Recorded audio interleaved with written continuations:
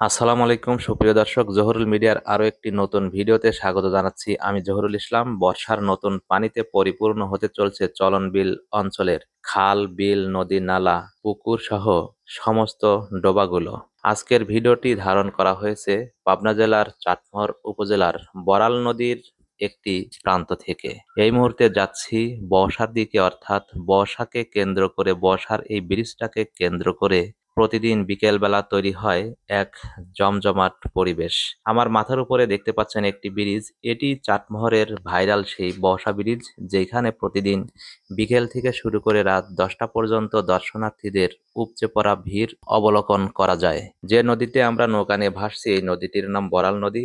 এই নদীটি একদিকে যমুনা এবং অন্যদিকে রয়েছে পদ্মার সাথে সংযোগ।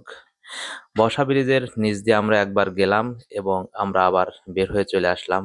বর্ষা ব্রিজের আশেপাশ দিয়ে অনেকগুলো নৌকা দেখা যাচ্ছে, অর্থাৎ এই সাজানো গোছানো নৌকাগুলোতে করেই বর্ষার ব্রিজের আশেপাশে এবং বড়াল নদী দিয়ে তারা ঘুরে বেড়ায়। চলন বিলের পানি এখন পর্যন্ত খুব একটা বেশি হয়নি, অর্থাৎ এই মুহূর্তে আসতেছে, এখন পর্যন্ত আসা শেষ হয়নি। কিছুদিন আগে বৃষ্টির কারণে পানি অনেক বেড়ে যাওয়ার উপক্রম দেখা দিয়েছিল, তবে এই মুহূর্তে স্বাভাবিক অবস্থায় আছে। আমরা নদী দিয়ে চলে যাচ্ছি মির্জাপুরের দিকে, অর্থাৎ সেনগ্রাম পর্যন্ত আমরা যাব এবং সেনগ্রাম ঘাটেই আমরা নেমে যাব। আমার সাথে ছিল আদিয়াত ইব্রাহিম। এই মুহূর্তে দেখতে পাচ্ছেন সামনে রৌদ্রোজ্জ্বল পরিবেশ এবং নদীর দুই পাশের সুন্দর সবুজ শ্যামল ছায়া ঢাকা এলাকা। পাশে রয়েছে আমাদের সুমন স্যার দিক নির্দেশনা দিচ্ছেন যে এই এলাকায় আসলে কি কি বিষয়ে সতর্ক থাকতে হবে এবং এই এলাকার সৌন্দর্য সম্পর্কে সে আমাকে সম্পূর্ণভাবে একটা ধারণা দিচ্ছেন যে কত মানুষ দৈনিক এই এলাকায় বেড়াতে আসে এবং নৌকায় করে ঘুরে বেড়ায়।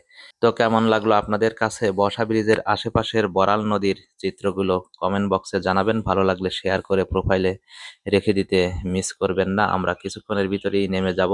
তো সবশেষে সবার সুস্থতা এবং মঙ্গল কামনা করছি। সবাই ভালো থাকবেন। আসসালামু আলাইকুম।